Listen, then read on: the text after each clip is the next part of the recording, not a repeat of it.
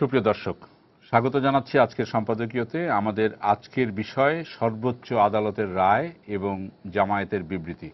আর এ নিয়ে আলোচনার জন্য আমাদের স্টুডিওতে আমন্ত্রণ জানিয়েছি, আমার ডান দিক থেকে পরিচয় করে দিচ্ছি, রয়েছেন ঢাকা বিশ্ববিদ্যালয়ের ইতিহাস বিভাগের অধ্যাপক মেজবা কামাল, রয়েছেন আন্তর্জাতিক অপরাধ ট্রাইব্যুনালের প্রসিকিউটর ব্যারিস্টার তুরিন আফরোজ, এবং রয়েছেন দৈনিক সংবাদের ব্যবস্থাপনা সম্পাদক জনাব কাশেম হুমায়ুন। আপনাদের তিনজনকে স্বাগত জানাচ্ছি আজকে আমাদের আলোচনা অনুষ্ঠানে।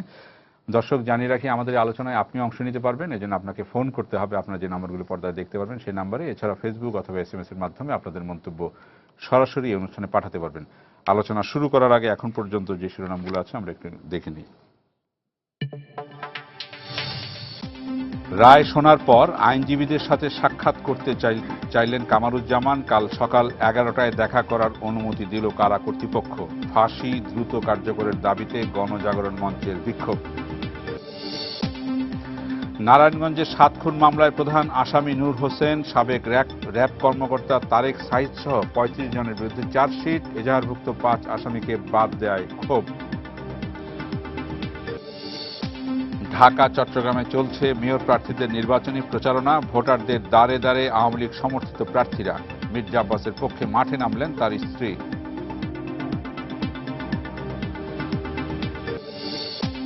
স্বাস্থ্য খাতে জনবল সৃষ্টি করছে সরকার, বেসরকারি খাতকেও এগিয়ে আসার আহ্বান। গাজীপুরে মায়ের নামে নার্সিং কলেজ উদ্বোধন করলেন প্রধানমন্ত্রী।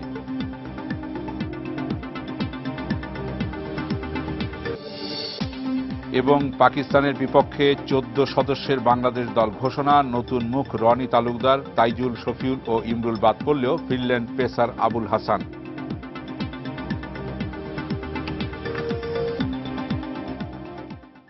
আমরা শিরোনামগুলো দেখলাম। আমাদের বিষয় যেটা বলছি, সর্বোচ্চ আদালতের রায় এবং জামায়াতের বিবৃতি। সর্বোচ্চ আদালতের রায়ের কথা যদি বলি, আমরা আপনাকে দিয়ে শুরু করবো ব্যারিস্টার তুরিন আফরোজ। সর্বোচ্চ আদালত যে আরেকটি রায় দিয়েছে, যে রায় বলতে রিভিউ আবেদন যেটা করা হয়েছিল জামায়াতের সহকারী সেক্রেটারি জেনারেল মোহাম্মদ কামরুজ্জামানের ফাঁসির যে রায়ের ব্যাপারে যে রিভিউ চাওয়া হয়েছিল, সেটা প্রত্যাখ্যান হয়েছে বা আদালত বাতিল করে দিয়েছে। এবং আমরা সেটা গত পরশু হয়েছিল। পরশু হওয়ার পর আবেদন খারিজ হওয়ার পরপরই এই রায় কার্যকর হতে যাচ্ছে, এমনটাই একটা ধারণা করা হচ্ছিল। কিন্তু আমরা দেখলাম সন্ধ্যা নাগাদ আমাদের কাছে এবং সব মিডিয়ার কাছে খবর আসলো যে হচ্ছে না, শর্ট ভার্ডিক্ট চাওয়া হয়নি অ্যাটর্নি জেনারেল অফিস থেকে, যার কারণে আজকে রায় ব্যাপারে আর কোনো অগ্রগতি নেই। যেহেতু রায় পুরো লেখার পর তারপর যাবে ট্রাইব্যুনালে। তো কেন শর্ট ভার্ডিক্ট নেওয়া হয়নি তা নিয়ে কিন্তু তখন কথা ওঠে। সর্বশেষ আমরা দেখলাম যে আজকে এর আগে আইনজীবীদের সাক্ষাতের বিষয়টি যখন আসে, আইনজীবীদের তখন বলা হয়েছিল যে যেহেতু আইনগত সব প্রক্রিয়া শেষ, আইনজীবীদের সাথে সাক্ষাতের বিষয়টি আর আসে না। কিন্তু আজকে আবার দেখলাম যে প্রাণ ভিক্ষা চাওয়ার ব্যাপারে, রাষ্ট্রপতির কাছে মার্জনা চাওয়ার ব্যাপারে যখন কথা উঠলো, সেই বিষয়টিও চাওয়া হবে কি হবে না সেই সিদ্ধান্ত নেওয়া হবে আইনজীবীদের সাথে আলাপ করে। তো এটা নিয়েও কথা উঠেছে যে এখন যখন এই প্রক্রিয়ায় এসে, এই পর্যায়ে এসে, যেখানে পরিবার পরিজনের সাথে সাক্ষাতের বিষয়টি আসে, সেখানে আইনজীবীদের সাথে, তো আইনজীবীদের আর কি করার আছে বা কি কৌশল করার আছে, আপনি একজন আইনজীবী হিসাবে কি বলবেন? দুটি বিষয়ে প্রশ্ন করলেন। একটি হচ্ছে যে শর্ট অর্ডার কেন চাওয়া হলো না। প্রথমত হচ্ছে যে অ্যাটর্নি জেনারেল অফিস যেহেতু আপিলটি ডিল করেন, মাননীয় অ্যাটর্নি জেনারেল সাহেব নিঃসন্দেহে এটি একদম ভালো পজিশনে আছেন। কিন্তু যেটি ব্যাখ্যা আমরা যতটুকু জানি বা বুঝেছি সেটি হচ্ছে যে যেহেতু গতবার একটি শর্ট অর্ডারের মাধ্যমেই কিন্তু রিভিউয়ের রায়টি এসেছে, সেহেতু এক্ষেত্রেও প্রত্যাশিত যে শর্ট অর্ডারটি অটোমেটিক্যালি হয়তো আসবে। মানে এটি একটি ব্যাখ্যা হতে পারে আর কি। তবে একদিক থেকে ভালো হয়েছে যে খুব ভালো ব্যাখ্যা তো না। আমরা দেখি যে বঙ্গবন্ধু হত্যা মামলার রায় বাস্তবায়নের ব্যাপারে একইভাবে শর্ট অর্ডারের মাধ্যমেই রায় বাস্তবায়ন হয়েছিল। হ্যাঁ, কিন্তু জুবাইর ভাই, একটি জিনিস কিন্তু আমরা একদিনের মধ্যে, মানে আমরা তাৎক্ষণিকভাবে অনেক প্রতিক্রিয়া করি এইটা ঠিক, কিন্তু একদিনের মধ্যে আমরা কিন্তু পূর্ণাঙ্গ রিভিউ রাইটই উচ্চ আদালত থেকে পেয়ে গেলাম, এবং এটি কিন্তু একদিকে যে কি বিশাল সম্ভাবনার দ্বার সৃষ্টি করলো এই বিচারের গ্রহণযোগ্যতার জায়গাটিতে। কারণ আপনি চিন্তা করেন, কাদের মোল্লার মামলাটিতে যখন শর্ট অর্ডার হলো, রিভিউর মামলার রায় আসলো আরো 1 বছরের সময় পরে, তাতে কিন্তু অনেক জল্পনা কল্পনা, অনেক কিছু নিয়ে কথা বলা হচ্ছে, এটা হয়নি ওটা হয়নি এই ধরনের। আজকে কিন্তু রায়টি চলে আসছে, এবং শুধু তাই নয়, যে কোনো মানুষ, যে কোনো বিশ্বের যে কোনো দেশের নাগরিক ওয়েবসাইটে সুপ্রিম কোর্টে রায়টি পড়তে পারছে। 36 পাতার একটি চমৎকার অসাধারণ রায় এসেছে, এবং সেখানটিতে এই যে প্রপাগান্ডাগুলো চলেছে, যেমন আমরা শুনেছি যে মিডিয়ার দৌলতে দেখেছি যে তার আসামি পক্ষের আইনজীবীরা বাইরে এসে পাবলিক স্টেটমেন্ট, প্রেস স্টেটমেন্ট করছেন, তারা বলছেন যে আমাদের নতুন এভিডেন্স নিয়ে গেছে, সেটিকে একেবারেই কনসিডার করলে না।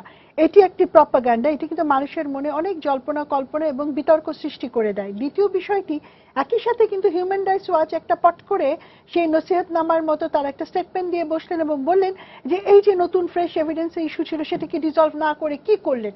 কিন্তু আজকে পূর্ণাঙ্গ রায় 36 পাতার রায়ের ভেতরে কিন্তু বিশদভাবে সেই জিনিসটি উল্লেখ করে মাননীয় আদালতে যে রায়টি রয়েছে সেখানে বলা আছে যে ফ্রেশ এভিডেন্স কেন রিলাই করা হলো না সেগুলোর ব্যাখ্যা সেখানটাতে রয়েছে। এখন আপনি নিঃসন্দেহে স্বীকার করবেন যে এটি কিন্তু একদিক থেকে আমাদের জন্য অনেক ভালো একটি জায়গায় আমরা গেলাম, কারণ এই ধরনের মামলা অর্ডারের চেয়ে এই পূর্ণাঙ্গ আরো বেটার একটি অপশনে গেলাম। এখন কিন্তু বিশ্বজুড়ে প্রপাগান্ডা করবার মতো কোনো জায়গায় আর আইনজীবীদের সাথে সাক্ষাৎ। দ্বিতীয় বিষয়টি আইনজীবীর সাথে আমরা ডেফিনেটলি জানি আইনি প্রক্রিয়া সর্বশেষ হয়ে গেল যখনই রিভিউর আবেদনটি খারিজ হয়ে গেল, তারপরে আইনজীবীদের তো কিছু আইনি প্রক্রিয়া তো শেষ, আইনজীবীদের প্রয়োজনীয়তা নেই। কিন্তু এটা তো ঠিক, আমরা কিন্তু শুনেছি কারা কর্তৃপক্ষ কিন্তু একটা অ্যাপ্লিকেশন ছিল তাদের আইনজীবীদের সাথে দেখা করবার, সেটাকে রিফিউজ করেছে পরশুদিনের। কিন্তু আজকে আমরা শুনলাম রায় ওখানে পৌঁছার পরে ভেতরে কি হয়েছে আমরা জানি না, কিন্তু এটুকু জানি যে আমরা এখন তার আইনজীবীদের সাথে দেখা করবার তিনি সুযোগ পাচ্ছেন। দেখুন, আমাদের এই বিচার প্রক্রিয়া আসামিকে কতখানি অধিকার দিচ্ছে যে শেষ পর্যন্ত মানে একেবারে যে তার শেষ ইচ্ছা যদি থাকে যে আমি আইনজীবীর সাথে কথা বলে প্রাণভিক্ষার বিষয়টি বুঝবো, সেই সুযোগটিও কিন্তু আমরা করে দিচ্ছি। সুতরাং এদিক থেকে দেখতে গেলে মানে আমাদের তো জেল কোড এই আইনের বিচারের ক্ষেত্রে কার্যকর অ্যাপ্লিকেবল না, এটি কাদের মোল্লার মামলাতে অলরেডি এটি বলে দেওয়া হয়েছে উচ্চ আদালত থেকে। সুতরাং সনাতন অনেক আইনের প্রথা হয়তো এখানে মানা হবে না, কিন্তু আমাদেরকে চিন্তা করতে হবে ন্যায় বিচারের স্বার্থে। আজকে যদি আইনজীবীর সাথে দেখা করার সুযোগ পান, তিনি প্রাণভিক্ষা চাইলেন বা চাইলেন না এই সিদ্ধান্তটি আরো সুচিন্তিতভাবে নিচ্ছেন। এটি কিন্তু একটি আসামির একটা অধিকার যে আজকে আন্তর্জাতিক বিশ্বে যারা আমাদের বিচারের মান নিয়ে আন্তর্জাতিক মান মানা হচ্ছে না এই ধরনের প্রশ্ন করেন, আমরা কিন্তু তাদের জন্য এক্সাম্পল সেট করছি যে আমাদের বিচারিক প্রক্রিয়া কতখানি উদার, কতখানি সুযোগ এবং অধিকার আসামিকে দিচ্ছে। তাহলে দেখেন, আমি অধ্যাপক মেজবা কামাল আপনার কাছে আসি যে ব্যারিস্টার তুরিন আফরোজ যে কথাটা বললেন, যত ধরনের সুযোগ আছে সব ধরনের সুযোগ আসামিপক্ষ নিচ্ছে, আসামিপক্ষকে দেয়া হচ্ছে এবং আসামিপক্ষ সেটা নিচ্ছে। সেটা নেয়ার পর যখন রায় বিপক্ষে যাচ্ছে তখন সেই আদালতের কথার বাইরে এসে আদালতের কথা না বলে বলা হচ্ছে সরকারি ষড়যন্ত্র এবং বিবৃতি। আমরা যেটা আজকে আমাদের শিরোনাম, যেটা রায়ের পর যে বিবৃতি যেটা আসে সেটা সরকারের ষড়যন্ত্র হিসেবে সর্বোচ্চ আদালতের রায়কে সরকারি ষড়যন্ত্র হিসেবে চিহ্নিত করা। আপনি কি বলবেন এই বিষয়ে? আমি বলবো যে আপনার বিচারিক প্রক্রিয়া আমাদের এখানে, যেখানে সব সুযোগ সুবিধা নেওয়া হচ্ছে, আমাদের এখানে বিচারিক প্রক্রিয়া তো নিশ্চয়ই অনেক উদার, এবং উদার না হলে আপনার এই যে অ্যাপিলের অধিকার, এবং শুধু অ্যাপিলের অধিকার না, তারপরে আপনার রিভিউয়ের অধিকার, এবং রিভিউয়ের পরে এখন আবার আপনার আইনজীবীর সাথে সাক্ষাৎ করে প্রাণভিক্ষার অধিকার ইত্যাদি থেকে শুরু করে মানে যা যা কিছু সম্ভব সবই তো আপনার এখানে আমাদের দেওয়া হচ্ছে। আসলে এই ধরনের অপরাধীদের জন্য এত উদারতার দরকার আছে কিনা সেই প্রশ্নটাও কিন্তু অনেকে করতে শুরু করেছেন। বিশেষ করে আপনার মানে আমরা তো জানি, আমরা যদি ভুল না করি আপনি বলতে পারবেন যে নুরেমবার্গ ট্রায়ালের মতো ট্রায়ালে সেখানেও কিন্তু অ্যাপিলের অধিকার ছিল না। তো সেইখানে আপনার এই ধরনের অপরাধীদেরকে আমরা ট্রায়ালের অধিকার দিচ্ছি, রিভিউয়ের অধিকার দিচ্ছি, এবং তারপরেও আরো সব অধিকার দিতে দিতে তারা স্বাভাবিক মৃত্যুবরণ করার মতো অধিকার পেয়ে যাচ্ছেন। আমরা দেখেছি আপনার বয়সের বিবেচনায় দেওয়া হচ্ছে, নিয়ে আসা হচ্ছে এবং আপনার তাদেরকে আপনার সর্বোচ্চ শাস্তি দেওয়া হচ্ছে না, একাধিক কেসে এরকম হয়েছে। তো এগুলোর মাধ্যমে তাদের অনেক মানে অধিকার হচ্ছে, কিন্তু যে মানুষগুলো শহীদ হয়েছেন ৭১-এ সেই মানুষগুলোর অধিকারের কি হচ্ছে? যে শহীদ পরিবাররা বেঁচে আছেন তাদের অধিকারের কি হচ্ছে? সারা দেশের মানুষের যে অধিকার, একটা ন্যায্য বিচার পাওয়ার যে অধিকার, সেই অধিকারের কি হচ্ছে?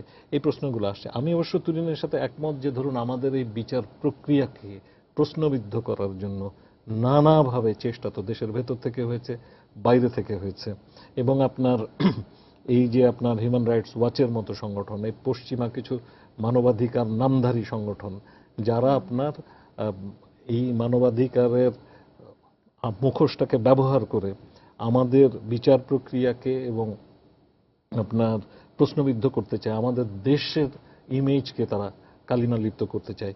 কিন্তু আপনার তাদের নিজেদের দিকটাই কিন্তু ধরুন আপনার পশ্চিমা বিশ্ব বা যে দেশকে বেস করে তারা গড়ে উঠছে, যেমন আপনার হিউম্যান রাইটস ওয়াচ যেখানে মানে মার্কিন যুক্তরাষ্ট্র, আপনার সেখান থেকে আপনার তো তাদের যে ভূমিকাগুলো সেই ভূমিকাগুলোকে তো ব্যাপারে তাদের আবার তখন নীরব থাকে। এবং এমনকি হিউম্যান রাইটস ওয়াচের নিজের যে আপনার ওয়েবসাইটে সেটাতে দেখা যাচ্ছে যে হিউম্যান রাইটস ওয়াচে কেউ যদি অর্থদান করতে চায় তাহলে তার উৎস প্রকাশ করা হবে না। তো এখন তো প্রশ্নগুলো আসছে যে তারা যে এই যে জামাতের পক্ষে ওকালতি করছে, যুদ্ধাপরাধীদের পক্ষে ওকালতি করছে, সেই অজানা উৎস থেকে তারা টাকা পাচ্ছেন কিনা এই প্রশ্নগুলো আসছে। তো আপনি যে কথাটা বলছিলেন যে এটা আপনার এই সমস্ত সুযোগগুলোকে তারা ব্যবহার করছে, ব্যবহার করার পরে যখন আপনার দেখা যাচ্ছে যে তাদের অপরাধ প্রমাণিত হচ্ছে এবং বিচারের রায় ঘোষিত হচ্ছে, তখন কিন্তু তারা আপনার একেবারে গোটা প্রক্রিয়াটাকে আপনার অস্বীকার করে তারা যে তাদের কেসটাকে দাঁড় করাতে পারেন এবং এগুলো জেনুইন ক্রিমিনাল এবং এগুলো হাজার হাজার লক্ষ লক্ষ মানুষের সাক্ষী, তো সেই শত শত হাজার হাজার মানুষের সাক্ষী, সেই তার ভিত্তিতে যে প্রমাণিত অপরাধ সেটাকে তখন উল্টে দিয়ে তারা এর জন্য আপনার সরকারকে দায়ী করছে এবং তারা বলতে চাইছে যে এটা আপনার বিশেষ রাজনৈতিক উদ্দেশ্যে এই বিচার এবং একই সাথে হুমকি। এবং তারা আপনার শুধু তাই নয়, আপনি যেটা বললেন যে তারা হুমকি দিচ্ছে যে আপনার কামারুজ্জামানের রক্তের প্রতি ফোঁটার আপনার তারা আপনার প্রতিশোধ তারা কড়াই গন্ডায় আদায় করবে। এইটা তো হচ্ছে আমাদের গোটা বিচার প্রক্রিয়া এবং আমাদের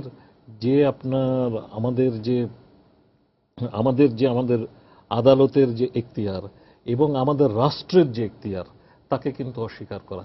এবং আমি মনে করি যে এগুলোকে আপনার আসলে কড়াই গন্ডায় এই সমস্ত এই অপরাধগুলোর জবাব দেওয়া উচিত এবং এই স্টেটমেন্টগুলো যারা করেন তাদেরকে এবং যে দল করে এবং যে ব্যক্তিগুলো করে তাদেরকে আপনার তাৎক্ষণিকভাবে বিচারের আওতায় আনা দরকার এবং এগুলো রাষ্ট্রদ্রোহিতার অপরাধ, এগুলোর জন্য রাষ্ট্রদ্রোহিতার। আমরা দেখি তো আদালতের বিরুদ্ধে অনেক কিছু হলেই কিন্তু আদালত সেক্ষেত্রে সুমোটো করেন। তো এইখানে একটা দল, জামাত একটা দল এখনো নিষিদ্ধ হয়ে যায়নি, যদিও আমরা দেখি যে আইনমন্ত্রী বিভিন্ন সময় জামাতের বিরুদ্ধে জামাতের ব্যাপারে বিভিন্ন কথা বলেছেন যে ব্যবস্থা নেওয়া হচ্ছে। এবং আমরা দেখি যে ট্রাইব্যুনালের এখন পর্যন্ত যতগুলো রায় হয়েছে, 2 ট্রাইব্যুনালে, প্রত্যেকটা রায়ে কিন্তু জামাতকে একটা যুদ্ধাপরাধী দল হিসাবে চিহ্নিত করা হয়েছে এবং তার প্রেক্ষিতেই সরকার ব্যবস্থা নিচ্ছেন বলে আইনমন্ত্রী বলেছেন বিভিন্ন সময়। আমরা এখনো সেই কোনো কিছু দেখিনি, সেটা আশ্বাসের মধ্যে রয়েছে। কিন্তু সর্বশেষ যে হুমকি, যে আদালতের রায়ের পর যে হুমকি এবং আদালতের রায়ের পরে হরতাল, আদালতের রায়ের পরে হুমকি যে রক্তের দাম কড়াই গন্ডায় আদায় করা হবে, তো কি করা উচিত আমাদের? আসলে এটা তো ধরেন আমার কাছে মানে আমার নিজের নাকি দেখেও না দেখার ভান? না, এটা দেখে না দেখার ভান না। আপনি যদি জনমতটা দেখেন, জনমতটা কিন্তু টোটালি এই রায়ের কার্যকর করার পক্ষে। বিচারটা হোক, বিচারটা মানে আজকে যে আওয়ামী লীগ সরকার এত বড় একটা ধরেন দীর্ঘ প্রায় 2000 সালের নির্বাচন আগে তারা ম্যানিফেস্টোতে এটা নিয়েছে যে যুদ্ধাপরাধীদের বিচারের বিষয়টা তারা নিশ্চিত করতে চেয়েছে। এখন বিষয়টা হচ্ছে যে সারা দেশের জনমত কিন্তু এটার পক্ষে। আপনি দেখবেন যে আপনি সারা দেশে যদি একটু যে খোঁজ খবর নেন যে মানুষগুলো কিন্তু 71-এর গণহত্যার বিচার হোক, ধর্ষণের বিচার হোক, এটা মানুষগুলো চায়। এবং এই যে মানুষের যে ডিজায়ারটা, এই ডিজায়ারের উপর নির্ভর করে কিন্তু আজকে প্রত্যাশিত রায় যেটা হচ্ছে, আমরা মনে করি যে এই রায়টা অনেকটা প্রত্যাশিত, যে এইরকম একটা রায় এবং দ্রুত কার্যকর হবে, এটাই স্বাভাবিক। কিন্তু এখানে যে প্রশ্নটা আসছে যে আপনার উনি ব্যারিস্টার তুহিন আফরোজ মানে অনেকটা ব্যাখ্যা দিয়েছেন যে এই রায়টা কি আসলে দীর্ঘসূত্র হচ্ছে কিনা। এখন দীর্ঘসূত্রিতার ব্যাখ্যাটা হচ্ছে যে সর্বোচ্চ যেহেতু এই মামলাগুলো নিয়ে ইন্টারন্যাশনালি অনেকগুলো সংস্থা এগুলো একটু মানে যেটা যে আপনার নানাভাবে এটা আন্তর্জাতিকভাবে এটাকে প্রমাণিত করার চেষ্টা করেছে, প্রশ্নবিদ্ধ করার চেষ্টা হচ্ছে, দেশের ভিতরে হচ্ছে, বিদেশে হচ্ছে, এবং বলা হয় এই জন্য লবিস্ট কাজ করছে, যে লবিস্ট যে কাজ করানো হচ্ছে তাদেরকে। এখানে যেটা মেজবাই বলেন যে অনেকে টাকা পয়সার একটা বিষয়টা এসে যাচ্ছে, যেখানে এই লবিস্ট নিয়োগ কিন্তু আপনি যদি আমেরিকাতে যান সিস্টেমে লবিস্ট নিয়োগই মানে কিন্তু এখানে কিন্তু টাকা পয়সা ছাড়া লবিস্ট নিয়োগ করা যায় না, ওইখানে একটা বৈধ ব্যবসা, রাইট, এটা বৈধ ব্যবসা। এখন বিষয়টা হচ্ছে যারাই গেছেন এগুলোর পক্ষে কথা বলতে, যুদ্ধাপরাধীদের পক্ষে যারা ইন্টারন্যাশনাল কথাবার্তা বলেছেন, নিশ্চয়ই আমরা ধরে নেব যে তারা এটা যতটা রাজনৈতিক তার চেয়ে বেশি হচ্ছে তারা তাদের নিজেদের স্বার্থে এটা করেছে, এবং স্বার্থটা হচ্ছে পয়সার সাথে রিলেটেড, টাকা পয়সা নিয়েছেন সেই ব্যাপারে তারা মানে লবিং করেছেন। এখন আমাদের দেশের মানে মানুষগুলো কিন্তু দ্রুত চাচ্ছে এগুলো মামলাগুলোর রায় কার্যকর হোক। আজকে যেটা কামরুজ্জামানের ক্ষেত্রে হয়েছে, যে কথাটা একটু আগে মেজবাবে আলাপ করলেন, মানে ব্যারিস্টার তুহিনও আলোচনা করলেন, যে আপনি যে কথা প্রশ্ন তুলেছেন যে এতগুলো আইনের সুযোগ এটা আছে কি না, যে এরপরেও যে আপনার অ্যাপিলেট ডিভিশনের জাজমেন্ট হওয়ার পরে তারপরেও আজকে শেষ আদেশ, আর তো আমার কাছে মনে হয় না যে কোর্টের কোনো আর কিছু করার আছে। এরপরে এটা এখন আইনজীবীর সাথে দেখা সাক্ষাৎ করা সুযোগ দেওয়া এটা কি, তাই ওনারা তো ব্যাখ্যা দিলেন এটা যে আমার মানে ওনারা ব্যাখ্যা দিয়েছেন যে এটা একটা সুযোগ দেওয়া যেতে পারে যাতে এগুলো নিয়ে কোনো প্রশ্ন না ওঠে। যাই হোক, সেটা তারা হয়তো বিশ্লেষণ করবে। তা আমার কথা মেজবাবু যেটা বলেছেন নুরেমবার্গ ট্রায়ালের কথা বলেন, আপনার কোনো সুযোগ ছিল না, আমাদের কোর্ট কিন্তু সেদিকে যায় নাই, হ্যাঁ, কোর্টগুলো কিন্তু সেদিকে যায় নাই। সর্বোচ্চ আপনার বিচারিক ব্যবস্থায় যেটা জাজমেন্ট সেটা হচ্ছে, এবং একজন আসামি যেভাবে তার সুযোগটা পেয়েছেন আইনগতভাবে সর্বোচ্চটা দেওয়া হচ্ছে। এখানে কোনো জাজমেন্টের ক্ষেত্রে যে গভর্নমেন্ট ইনফ্লুয়েন্স কাজ করেছে, গভর্নমেন্ট কাজ করেছেন এইরকম না। অনেক ক্ষেত্রে তো আমি দেখলাম যে ব্যারিস্টার তুহিন অনেক সময় বেশ কড়াভাবেই সমালোচনা করে কথা বলেছেন, হ্যাঁ, যে দীর্ঘসূত্রিতা হচ্ছে। তা আজকে মানে এমনি একটা আলোচনা করছিলাম যে বাকি রায়গুলোর কি হবে। দীর্ঘসূত্রিতা নিয়ে আমি ব্যারিস্টার তুহিন আফরোজের কাছে আসতে চাই। দীর্ঘসূত্রিতা আমরা দেখি যে এর আগে কাদের মোল্লা এবং এখন কামারুজ্জামান দুজনকেই কিন্তু দুজনের প্রক্রিয়াটা শুরু হয়েছে 2010 সালে, আর আজকে 2015 সাল। তো এই বিষয়গুলো শেষ হলো, এর আগে গোলাম আজম হয়েছে, আলিম হয়েছে, আব্দুল আলিম হয়েছে। তো এই বিষয়ে একজন দর্শক প্রশ্ন করবেন, সম্ভবত একজন দর্শক লাইনে আছেন, আমরা তার প্রশ্নটা নিয়ে আপনার কাছে আসছি। জি দর্শক, আপনার নাম বলে প্রশ্ন করুন। আসসালামু আলাইকুম। ওয়ালাইকুম আসসালাম। আমার নাম হচ্ছে বাদল, চট্টগ্রাম।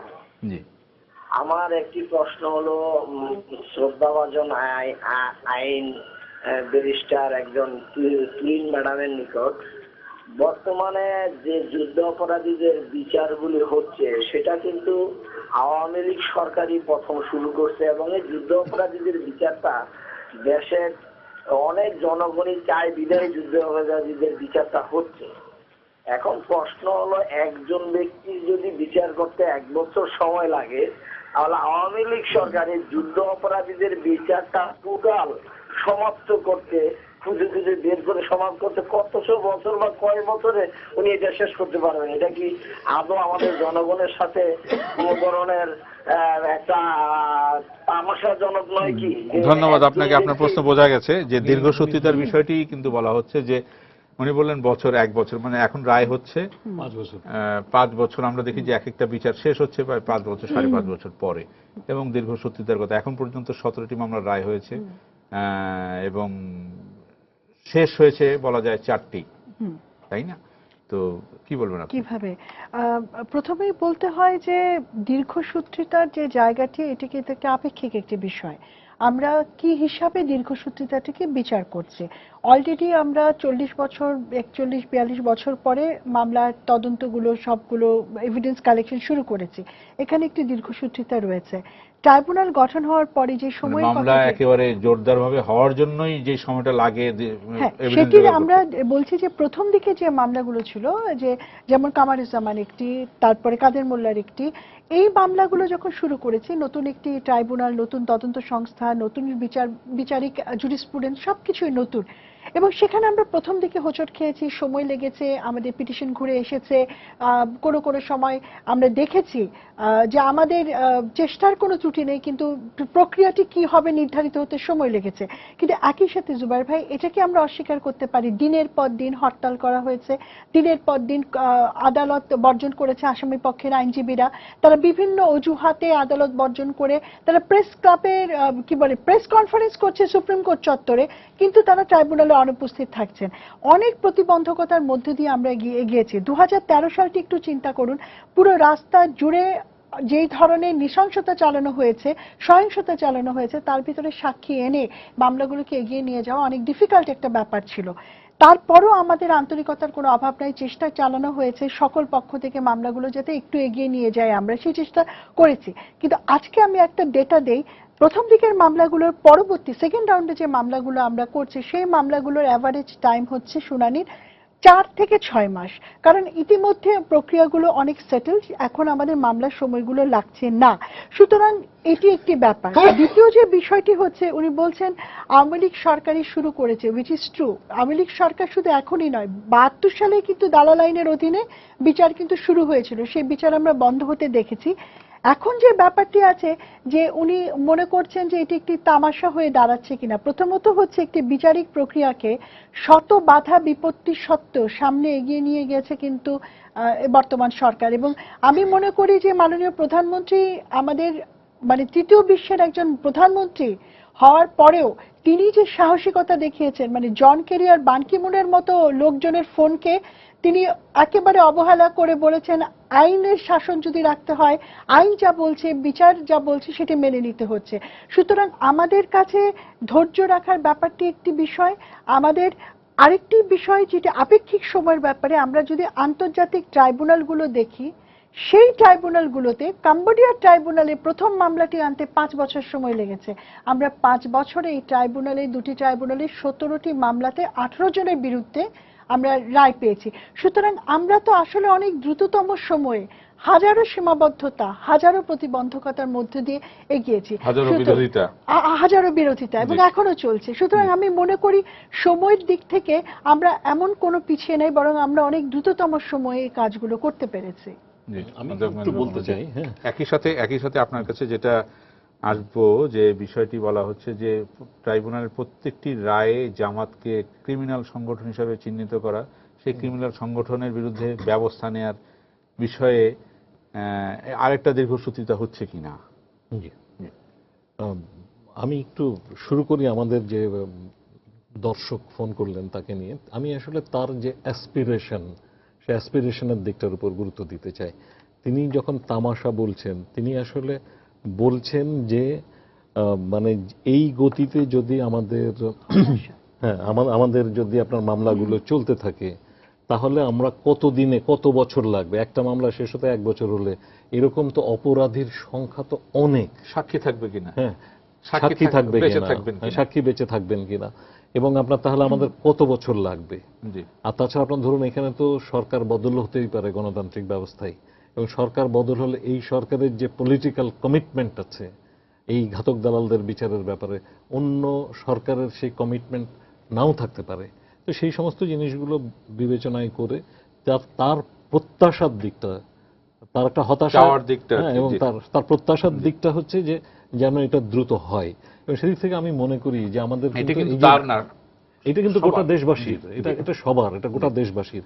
এবং আমি সেদিক থেকে বলতে চাই যে আপনার আদালতের সংখ্যা কিন্তু বাড়ানো দরকার। এবং আপনার এর মধ্যে ধরুন, আপনার সারা দেশের বিভিন্ন জায়গায় যত এই যে আপনার গণহত্যা হয়েছে, এগুলো নিয়ে ট্রাইব্যুনাল তো তার কাজ করছে, মানে আমি বলছি ইনভেস্টিগেটরসরা যারা আছেন তারা তো তাদের কাজ করছেন, কিন্তু এছাড়া গবেষকদের তরফ থেকেও কিন্তু উদ্যোগ হয়েছে। হ্যাঁ, এই যে ইতিহাস সম্মিলনী এবং যে আপনার যে আপনার গণহত্যা নির্যাতন আর্কাইভস তাদের পক্ষ থেকে ইতোমধ্যে 20টা বই বেরিয়েছে এবং আপনার আরো বই লেখার কাজ চলছে। সেগুলোর মধ্যে দিয়েও কিন্তু অনেক গণহত্যার খবর আসছে, অপরাধীদের খবর আসছে এবং সেই সংস্থার ভিত্তিতে তাদের বিরুদ্ধে আসলে মামলা রুজু হওয়া দরকার এবং এই মামলাগুলো দীর্ঘকাল চলবে। কাজে আপনার এখানে আদালতের সংখ্যা বাড়ানো দরকার এবং তার চেয়েও বড় কথা যেটা আমি মনে করি না একই রকম গুরুত্বপূর্ণভাবে, সেটা হচ্ছে যে যেহেতু অ্যাপিলের সুযোগ দেওয়া হয়েছে এবং অ্যাপিলের পরে তো এখন আমরা আরেকটা নতুন পর্ব দেখছি, সেটা হচ্ছে যে আপনার এই যে রিভিউ পিটিশনের নতুন পর্ব কাজে এটা একই- আগে থেকে না, না। যে আইনগতই ছিল।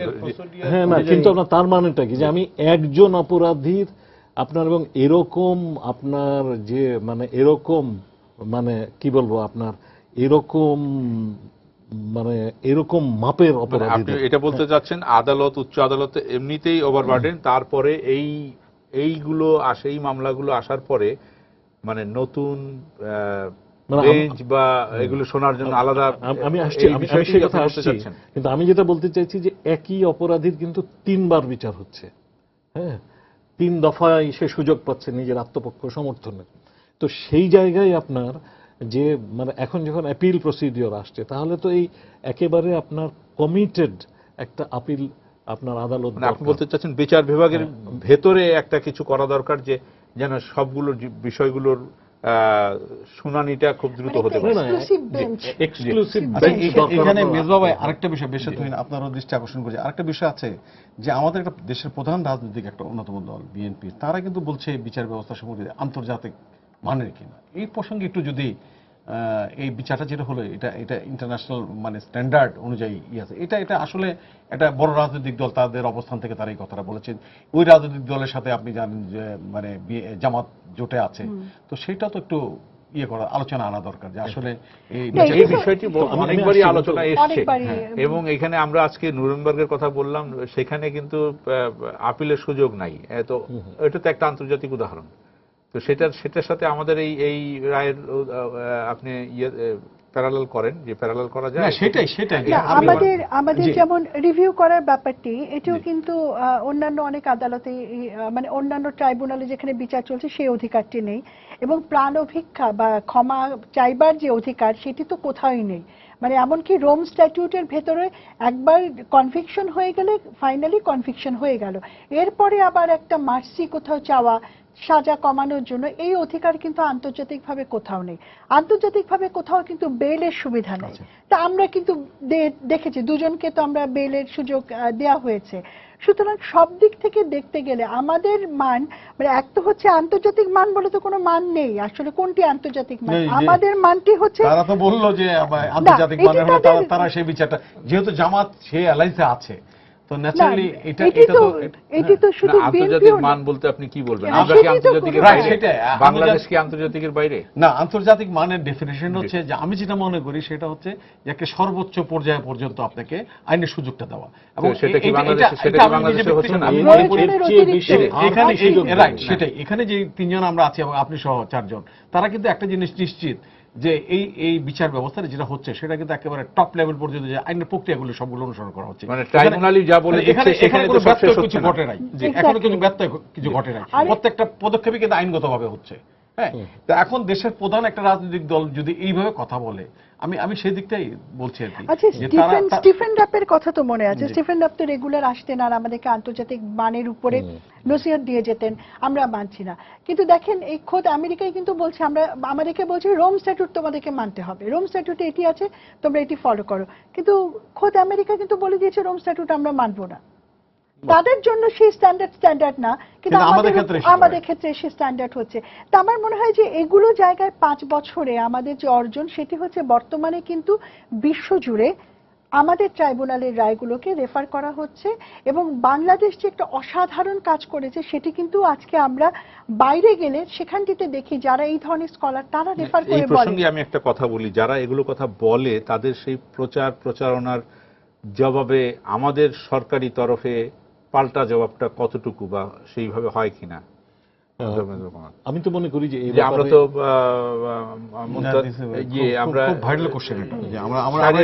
বিভিন্ন সময় বিভিন্ন টকশোতে বলে থাকেন যে সে সরকারের তরফে সে ধরনের উদ্যোগ খুব কম, না না, শাহরিয়ার কবির ভাই যে এই কথাগুলো বলেন, এই কথাগুলো কিন্তু তিনি জেনে বলেন এবং মানে তিনি সত্যি কথাটাই বিভিন্ন বলেন। দূতাবাস এবং হাই কমিশনের তৎপরতা দেখেই উনি বলেন। অবশ্যই, ইনফ্যাক্ট আপনার এরকম যে একটা মহান একটা ঐতিহাসিক একটা কাজ আমরা করছি, আমাদের গোটা জাতি মিলে আমরা করছি, সেই কাজটি কিন্তু আপনার গোটা পৃথিবীর মানুষের কাছে তুলে ধরার জন্য আমাদের প্রধান মাধ্যম তো হচ্ছে আমাদের দূতাবাসগুলো। আমাদের দূতাবাসগুলো কি এই ব্যাপারে তৈরি? তারা কি ইকুইপড? আমাদের এখানে আপনার এই যে বিচার চলছে, একটু বলেন মাইন্ডসেটের একটা বিষয় আছে। না না, আমি একটু বলে নিই আপনার। আমি মাইন্ডসেটের ব্যাপারটা কোশ্চেন তুলছি না, কারণ আমরা এই সরকারের কিন্তু এই বিচারের ব্যাপারে তাদের যে সদিচ্ছা, হ্যাঁ, তাদের যে আন্তরিকতা, সেই ব্যাপারে আমি আমার আমি বিদেশে যারা কাজ করেন, আমাদের দূতাবাসগুলোতে যারা কাজ করছে তাদের কথা বলছি।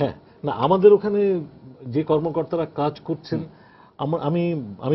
আমি মানে ধরেন একটা কাজের ব্যাপারে দেশকে রিপ্রেজেন্ট করার মানে দায়িত্বটা তো তাদের। এবং সবচেয়ে বড় যে কাজটা এখন এই মুহূর্তে দেশের ভেতরে হচ্ছে, সেটা হচ্ছে এই ঘাতক দালালদের বিচারের কাজটাকে এগিয়ে নিয়ে যাওয়া। তো সেই বিষয়টা বিশ্ব জনগণকে জানানোর দায়িত্ব তো আমাদের দূতাবাসগুলোর। কিন্তু আমাদের দূতাবাসগুলো এই কাজটা যথেষ্ট পরিমাণে করতে পারছে বলে মনে হয় না। আর তাছাড়া ধরুন এই ব্যাপারগুলো নিয়ে আমাদের পৃথিবীতে যে সমস্ত ভাষাগুলো বেশি প্রচলিত, ইংরেজি, ফরাসি, স্প্যানিশ, এই সমস্ত ভাষায় বিভিন্ন ডকুমেন্ট তৈরি করে আমাদের যে অর্জনগুলো, সেগুলোকে আপনার তুলে ধরে সেগুলো প্রচারের যে ব্যবস্থা এবং ইলেকট্রনিক্যালি প্রচারের যে ব্যবস্থাগুলো, সেগুলো কিন্তু আপনার যথেষ্ট পরিমাণে করা হচ্ছে না।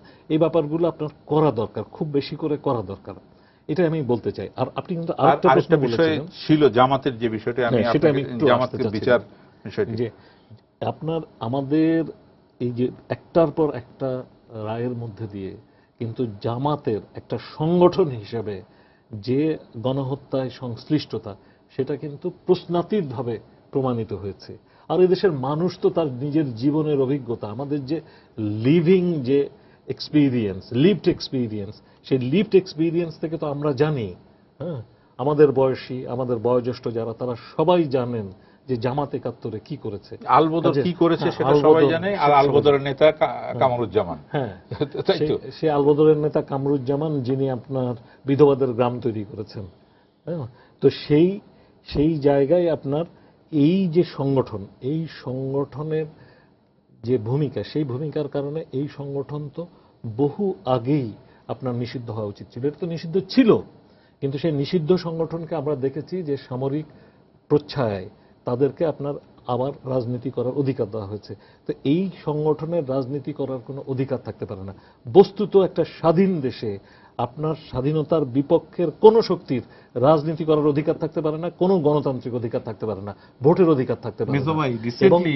আমি আপনার কাছে এটা নিয়ে আমার শেষ কথাটা হচ্ছে যে আমি মনে করি যে আপনার এদের ভোটের অধিকার আপনার তুলে নেওয়া উচিত এবং এদের রাজনীতি করার অধিকার তুলে নেওয়া উচিত এবং এদেরকে নিষিদ্ধ ঘোষণা করা উচিত অনতিবিলম্বে। জি কাশেম ভাই, যেটা বলছিলাম, আমরা জামাতের বিচার নিয়ে আমরা বিভিন্ন সময় বিভিন্ন কথা শুনি এবং আমরা দেখি যে ট্রাইব্যুনালের রায় যখন থেকে হচ্ছে, প্রত্যেকটা রায়ের মধ্যেই বলা হচ্ছে যে জামাতের ব্যাপারে, জামাতও একটা ক্রিমিনাল সংগঠন। কিন্তু না, এগুলো তো রায় জাজমেন্টে, প্রত্যেকটা প্রায় জাজমেন্টে আপনার অবজারভেশন গুলো আসছে। পরবর্তীতে এখন বিষয় হচ্ছে আপনি যে কথাটা বললেন যে ল মিনিস্টার মাননীয় আইনমন্ত্রী বলছেন যে তারা একটা ব্যবস্থা, জামাতের বিরুদ্ধে একটা ব্যবস্থা নেওয়ার কথা মোটামুটি তারা সিদ্ধান্ত নিয়েছেন এবং শিগগিরই সরকারের হাইস্ট লেভেল অর্থাৎ মন্ত্রিসভা এটা পাঠানো হবে। কিন্তু সেখানে আবার গণজাগরণ মঞ্চের থেকেও আবার দেখি বিভিন্ন সময় অভিযোগ করা হয় যে একটা আন্ডারস্ট্যান্ডিং, একটা লিয়াজো, এই ধরনের কথা বলা হয় এবং রাজনীতি, এর মধ্যে রাজনীতিও আছে, সেটা অভিযোগ করা হয়। আপনি কি বলেন? না, দুইটা জিনিস। আপনি যে অভিযোগটার কথা বললেন যে যেটা বাইরে থেকে অভিযোগ করা হচ্ছে, গণজাগরণ মঞ্চ বা আদার্স, হ্যাঁ, সব লেভেল থেকে এই অভিযোগটা আসছে। এখন যদি সরকার দিকটা যদি আমরা একটু চিন্তা করি, তাহলে কিন্তু ল মিনিস্টারের কথাটাকে কগনিজেন্সে নিতে হবে। ল মিনিস্টার আমাদের আশ্বস্ত করছেন যে আমরা তারা অ্যাকশনে যাচ্ছেন জামাতের বিরুদ্ধে, হ্যাঁ, কিন্তু আলটিমেটলি গিয়ে কেন দীর্ঘসূত্রিত হচ্ছে, এই দীর্ঘসূত্রিতার কারণেই কিন্তু নানা রকমের প্রশ্ন উঠছে। এবং এখানে ল মিনিস্টারকে এবং গভর্নমেন্টকে এটা নিশ্চিতভাবে মানে পরিষ্কার করতে হবে যে তারা জামাতের বিরুদ্ধে অ্যাকশনে যাচ্ছেন। ইদানিংকালে একটা আমি যে কথাটা বলছিলাম যে গত পরশুদিন প্রথম আলোতে কামরুজ্জামানের একটা ডিজায়ার একটা ছিল যে কি উনি জামাত সম্পর্কে উনি চিঠি দিয়েছেন। সেই চিঠিটাতে উনি বলেছেন যে জামাতের নেতৃত্বের পরিবর্তনের কথা বলেছেন। তারপরে আপনার আরো কতগুলো স্পেসিফিক প্রয়োজনীয় নাম বদলানোর কথা বলছেন। তারা কিন্তু আমি এই চিঠিটা এইভাবে গুরুত্ব দিচ্ছি, তারা কিন্তু অলরেডি জামাত ইসলামের বিরুদ্ধে অ্যাকশন হবে, নিষিদ্ধ করতে পারে, তার কিন্তু তারা প্রিপারেশন নিয়ে যাচ্ছে এই লোকগুলো কি করবেন আলটিমেটলি, অদূর ভবিষ্যতে রাজনীতি কিভাবে প্রসেস করবেন। সেটা কিন্তু কামরুজ্জামান তার যেটা প্রথম আলোতে প্রকাশিত হচ্ছে সেটা যদি আপনি দেখেন তাহলে কিন্তু অনেকগুলো তথ্য আপনি পেয়ে যাবেন যে জামাতের ভবিষ্যৎ পরিকল্পনা কি, তারা কিন্তু অলরেডি চিন্তা ভাবনা শুরু করেছেন। এখন সেটা হচ্ছে তাদের ভবিষ্যৎ পরিকল্পনা। এখন সরকার কি করছে, কেন এটা বিলম্ব করছে জামাতের বিরুদ্ধে অ্যাকশনে যেতে, এটা কিন্তু নানা রকমের প্রশ্নের মানে অবতারণা। ব্যারিস্টার তুরিন, আপনি কি বলবেন যে একজন আইনজীবী হিসেবে এর প্রক্রিয়াটা কি হতে পারে? এই যে ট্রাইব্যুনালের যে পর্যবেক্ষণ থেকে এটাকে যদি একটা বিচারের দিকে নিয়ে যেতে হয়। সেক্ষেত্রে আমাদের তো ৭৩ সালে যে আইনটি ছিল প্রথম থেকে তার অধীনে জামাতের দল হিসেবে জামাত ইসলামের বিচারের সুযোগ ছিল। এরপরে যে সংশোধনী বলা হয় যে হয় এখানে দলের কথা বলা নেই, ব্যক্তির কথা বলা আছে। না, সেখানটাতে এগুলো হচ্ছে যে আমাদের কিছু আমরা অতিরিক্ত ভাষা, অতিরিক্ত স্পেসিফিসিটিতে যেতে পারি। আইনের তো শেষ বলে কথা নেই, সেটা আমরা আরো বেটার আরো একটা কিছুতে প্রশ্ন যেতে নিয়ে পারি। এই বিষয়ে জামাতের বিষয়ে একটি প্রশ্ন আছে। জি দর্শক, আপনার নাম বলে প্রশ্ন করুন। আমার নাম জামাল, আমি গাজীপুর থেকে বলছি। জি বলেন। তো আমার প্রশ্নটা হলো, এই যে যুদ্ধ অপরাধী এদেরকে যে সুযোগ সুবিধা দেওয়া হয়, কিন্তু এরা যাদেরকে মারছে এদেরকে তো কলেমা পড়ার সুযোগও দেওয়া হয় নাই। এটা আপনারা কি বলবেন? ধন্যবাদ আপনাকে। এটা আসলে খুব আবেগের প্রশ্ন। না, জাস্ট প্রশ্নের উত্তরটি হচ্ছে যে হ্যাঁ, তারা তো অপরাধ করেছে, আমরা করছি বিচার। এটা পার্থক্যটা হচ্ছে আমরা যখনই একটি বিচারের কথা বলছি, আমরা একটা আইনি পরিসীমার ভেতরে ঢুকে যাচ্ছি, তখন কিন্তু আমরা হাত পা বাঁধা হয়ে যাচ্ছে। কিন্তু আমরা যদি বলতাম যে হ্যাঁ, যে ইসলামী হত্যার বদলে কিসাসে চলে যেতাম, তাহলে হয়তো এত প্রশ্নের উত্তর আমাদের দিতে হতো না। ফেরত আসছি জামাত ইসলামের বিচারের বিষয়টিতে। আমাদের মানে এখানটিতে যেই অবজারভেশন এসেছে, প্রত্যেকটি আদালতের ব্যক্তির বিরুদ্ধে যে মামলাগুলোতে, সেই মামলাগুলোর বিচারের ক্ষেত্রে মাননীয় ট্রাইব্যুনাল তারা পর্যবেক্ষণে বলেছেন যে তা জামাত ইসলাম যে একটা অপরাধী সংগঠন, এই ব্যাপারে কোনো সন্দেহ নেই, তারা অবজারভেশনে বলেছেন। এখন ব্যাপারটি হচ্ছে যে এই অবজারভেশনের উপর ভিত্তি করে অনেক অপশন রয়েছে। সরকারি নির্বাহী বিভাগ একটি নির্বাহী ডিসিশনে হয়তো বাতিল করে দিতে পারে, ব্যান করে দিতে পারে, সেটি একটি ব্যাপার হতে পারে। সেটি আবার বাংলাদেশের রাজনীতির যা ধারা, তাদের আবার রিভাইভ করার সুযোগ থাকছে। আবার যদি মনে করেন যে শুধুমাত্র ৭১-এ সম্পৃক্ততার ক্ষেত্রে তাদের যে অপরাধে তাদের বিচার যদি আমরা করি, সেটি ট্রাইব্যুনালে করতে পারি। আবার শুধু 2013, 14 বা 15-তে যে নৃশংস কাজগুলো করেছে, আমরা সন্ত্রাস দমন আইনের অধীনে যেতে পারি।